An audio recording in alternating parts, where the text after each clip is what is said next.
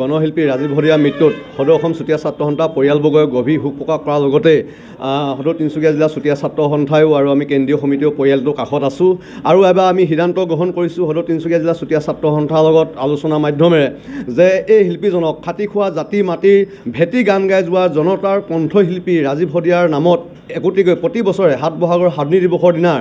একোটিকৈ বঁটা প্ৰদান কৰা ইতিমধ্যে আমি সিদ্ধান্ত গ্ৰহণ কৰিছোঁ আৰু তেখেতলোকৰ এই বঁটাটো আমি তেখেতলোকৰ পৰিবাৰ হাতে বা পৰিয়ালবৰ্গৰ হাতেৰে আমি প্ৰতি বছৰে স্বাধীনতা দিৱসত প্ৰদান কৰিম আৰু পোনপ্ৰথমবাৰৰ বাবে সদৌ তিনিচুকীয়া জিলা চুতীয়া ছাত্ৰ সন্থা উদ্যোগত অন্য এজন জাতি মাটি গীত মুক্ত কণ্ঠ জনতাৰ মুক্ত কণ্ঠৰ গীত গোৱাৰ আমি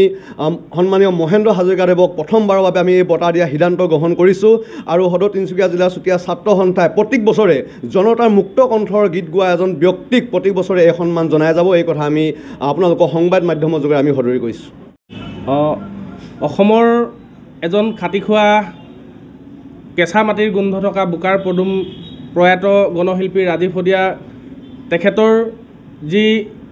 সৃষ্টিৰাজি এই সৃষ্টিৰাজিৰ সন্মান জনাই অসমীয়া সমাজৰ মাজত জীয়াই ৰখাৰ মানসেৰে সদৌ তিনিচুকীয়া জিলা চুতীয়া ছাত্ৰ সন্থাৰ আমি আলোচনাৰ মাধ্যমেৰে ৰাজীৱ হৰিয়াৰ শুৱনি এটিকৈ বঁটা প্ৰদান কৰাৰ যি সিদ্ধান্ত গ্ৰহণ কৰিছিলোঁ